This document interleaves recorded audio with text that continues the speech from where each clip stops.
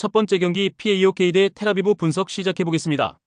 홈팀 PAOK 포메이션은 4-2-3-1이며 찰로프는 문전에서 위치 선점과 마무리 감각이 뛰어나며 수비 뒷공간을 놓치지 않고 공략한다. 지부코비치는 측면에서 속도와 드리블 돌파를 통해 상대 풀백을 흔들고 컷백으로 결정적인 기회를 연결한다. 콘스탄티아스는 중원에서 창의적인 패스와 경기 조율 능력을 보여주며 팀 전체 공격 리듬을 이끌어가는 핵심 자원이다.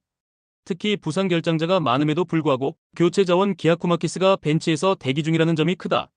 그는 순간 스피드와 직선 돌파 능력으로 하프스페이스 침투에 강점을 보이며 경기 후반 승부처에서 큰 변수가 될 수 있다. 원정팀 마카비 텔아비브 포메이션은 4-2-3-1로 맞서지만 수비 집중력에서 기복을 드러낸다. 니콜라이스쿠는 제공권과 피지컬 싸움에서 존재감을 드러내며 전방에서 버텨주는 힘이 있다. 안드라데는 빠른 스피드로 측면 뒷공간을 파고들지만 연계와 마무리에서 불안정한 장면이 반복된다. 페레츠는 중원에서 활동량을 바탕으로 압박을 시도하지만 점유율 싸움에서 밀릴 경우 쉽게 흔들린다. 특히 멜리카의 부재는 수비 라인 안정감 저하로 이어지며 박스 근처에서의 집중력이 떨어지는 약점으로 작용한다. 그래서 후반으로 갈수록 PAOK의 빠른 교체 자원에 대응하기 어려운 흐름이 반복될 가능성이 크다. PAOK는 콘스탄티아스 중심의 전술 완성도와 기아코마키스 같은 교체 자원의 속도를 앞세워 주도권을 잡을 수 있다. 마카비 텔아비브는 수비 결손과 공간 노출로 인해 후반부 경기 운영이 어려워질 가능성이 크다. 이번 경기는 PAOK가 홈에서 안정적인 운영과 날카로운 마무리로 승리를 가져갈 가능성이 높다. 두 번째 경기 미트윌란 대 슈투름 그라츠 분석 시작해보겠습니다. 홈팀 미트윌란 포메이션은 3-5-2이며 프랑쿨리누는 전방에서 강한 압박과 빠른 침투로 수비 뒷공간을 파고드는 데 능하다. 무르마도 주니어는 중원에서 전진 패스와 전환 플레이를 동시에 시도하며 공격의 연결고리 역할을 수행한다. 빌링은 하프스페이스에서 위치를 잡아 상대 압박을 벗겨내고 세컨드볼 상황에서 날카로운 마무리 옵션을 제공한다. 다니 실바와 오소리오의 부상 공백은 아쉽지만 홈에서는 조직적 전술과 압박 강도로 이를 충분히 메워낼 수 있다. 특히 북유럽 특유의 기후와 홈팬들의 밀도 높은 응원은 경기 전체 분위기를 지배하는 요소가 될 수 있다. 원정팀 스트럼 그라츠 포메이션은 4-3-1-2이며 말로는 측면에서 드리블과 크로스로 전방 자원을 지원하지만 체력 기복이 경기 후반으로 갈수록 드러난다. 자타는 제공권 싸움에서 강점을 보이며 박산에서 꾸준히 위협을 가하지만 지원이 늦으면 고립되는 장면이 자주 나온다. 키테슈빌리는 중앙에서 템포 조절과 공격 전개를 맡지만 과부하가 걸릴 경우 전방 연결이 끊기는 약점이 있다. 게다가 브루코비치, 후자코프, 스탄코비치의 부상 공백은 수비 조직력에 직격탄을 주고 있다. 무엇보다 동유럽 끝자락에서 북유럽까지의 장거리 원정 피로는 단순히 이동거리 문제가 아닌 체력 저하와 경기 집중력 약화로 직결된다. 이로 인해 후반으로 갈수록 경기 템포를 유지하기 어려운 흐름이 반복될 가능성이 크다. 미트윌란은 홈 이점과 빠른 공격 전개로 주도권을 확실히 잡을 수 있다. 반면 스트럼 그라츠는 원정 피로와 부상 변수로 인해 후반까지 힘을 유지하기 어렵다.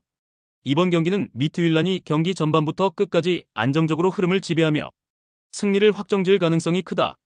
세 번째 경기 디나모 자그레브 대 페네르바체 분석 시작해보겠습니다. 홈팀 디나모 자그레브 포메이션은 4-2-3-1이며 드레나 벨료는 최전방에서 제공권과 연계 플레이로 중심을 잡으며 페널티 박스 안에서 마무리 능력을 드러낸다. 스토이코비치는 측면 돌파와 컷백 패스를 통해 공격의 활로를 열며 순간적인 속도 변화를 통해 수비 라인을 흔드는 장점이 있다. 류비치치는 중원에서의 볼 간수와 전진 패스로 공격 템포를 높이며 공수 연결 고리 역할을 충실히 수행한다. 하지만 피에르 가브리엘과 토렌테의 부상 공백은 수비 안정감을 떨어뜨려 후반 커버에서 불안 요소가 드러날 수 있다.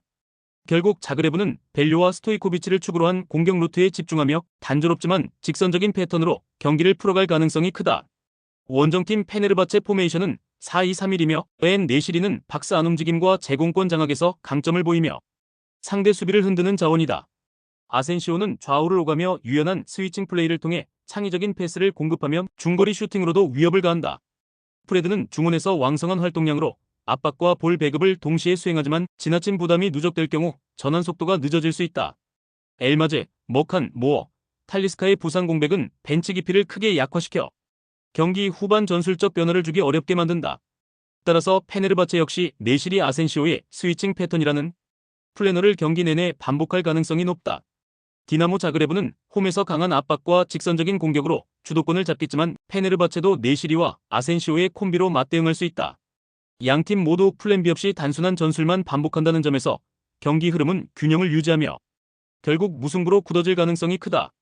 결국은 서로의 강점이 맞부딪히며 끝까지 긴장감 넘치는 공방전으로 이어질 것이다. 네 번째 경기 베티스 대 노팅엄 분석 시작해보겠습니다. 홈팀 베티스는 4-2-3-1 전형을 가동하며 중앙과 측면을 동시에 활용하는 다채로운 공격 루트를 가져간다. 포르날스는 중앙 미드필더 자리에서 메잘라 무브먼트를 통해 순간적으로 측면 하프 스페이스를 침투하며 공격의 변화를 만들어낸다. 이 움직임은 상대 수비 라인의 균형을 깨뜨리고 페널티 박스 안에 자리한 쿠초에게 결정적인 어시스트로 연결되며 마무리 찬스를 창출한다. 로드리고 리켈메는 클래식한 스타일로 터치라인을 깊게 파고들며 측면에서 지속적인 압박을 가한다. 특히 스페인과 아르헨티나 이중 국적 특유의 기술적 유연성과 침착한 볼 간수 능력으로 오늘 노팅엄 풀백들에게 커다란 부담을 줄 수 있다. 부상 변수로 데오사, 이스코, 루이발이 결장하지만 포르날스와 리켈메의 움직임만으로도 충분히 공격 활로를 열어갈 수 있다. 원정팀 노팅엄은 4-2-3-1 전술을 유지하며 중앙과 측면에서 균형을 맞추려 한다. 우드는 제공권을 활용한 전방 마무리에 강점을 지녔고 세컨드볼 상황에서도 결정적인 존재감을 보여줄 수 있다. 허드슨 오도이는 폭발적인 스피드와 1대1 돌파 능력으로 상대 측면을 흔드는 역할을 맡는다. 깁스 화이트는 전방과 2선 사이에서 유연한 연계와 패스를 제공하지만 순간 압박에서 탈출하지 못할 경우 전개가 끊기는 장면이 자주 나온다. 또한 아이나 도밍게스, 허친슨, 진첸코, 무리오의 동반 부상은 수비 안정감에 큰 타격을 주며 포백 라인이 흔들릴 위험이 크다. 특히 베티스의 메잘라, 무브먼트와 측면 돌파에 대한 대응력이 부족해질 경우 수비 라인이 쉽게 무너질 수 있다. 베티스는 포르날스의 침투와 리켈메의 돌파를 통해 하프 스페이스와 측면 모두에서 주도권을 잡을 수 있다. 노팅엄은 결장자 속출로 수비 라인이 흔들리며 압박 저항력에서도 불안 요소가 크다. 이번 경기는 공격 패턴의 다양성과 홈 이점을 앞세운 베티스가 승리를 확정할 그림이다. 다섯 번째 경기 브라가 대 페예노르트 분석 시작해보겠습니다. 홈팀 브라가 4-4-2에서 라인 간격을 유지하면서도 중원 숫자를 활용해 점유율을 안정적으로 확보한다. 엘 우아자니는 좌측 채널을 파고들며 직선 돌파와 컷백 루트에서 위협적인 장면을 자주 만든다. 나바로 알리아가는 타겟형 움직임과 박스 안제공권 장악으로 세트피스와 크로스 상황에서 득점 가능성을 높인다. 무티뉴는 볼 배급과 전환 속도, 조율에서 중심을 잡아주며 템포를 올리고 내리는 리듬 변화를 통해 경기를 지배한다. 비록 올리베이라, 비디갈, 도르겔레스가 부상으로 빠졌지만 미드필더 핵심 자원들이 출전 가능하기 때문에 중원 주도권에서 흔들림은 크지 않다. 원정팀 페예노르트 4-3-3에서 기본적으로 전방 압박과 빠른 전개를 통해 상대를 흔들지만 이번에는 중심축이 무너졌다. 우에다는 타겟 플레이와 문전 마무리에서 장점을 보이나 전방 지원이 늦으면 고립된다. 하지무사는 박스 근처에서 드리블과 개인기 돌파로 변수를 만들지만 일선에서 고립될 경우 효과가 반감된다. 스테이는 연계 플레이와 2선 침투 타이밍이 날카롭지만 황인범의 이탈로 전방 배급이 원활하지 않아 장점을 발휘하기 어려운 구조다.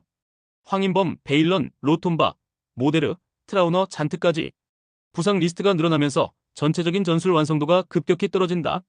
브라가는 중원에서 밀리지 않고 세트피스와 전환 템포에서도 확실한 해법을 들고 나온다. 페예노르트는 핵심 미드필더의 이탈로 전술 밸런스가 무너진 상태라 리듬을 회복하기 어렵다. 따라서 이번 경기는 홈에서 전술적 주도권을 확실히 잡는 브라가 쪽으로 결론이 모인다.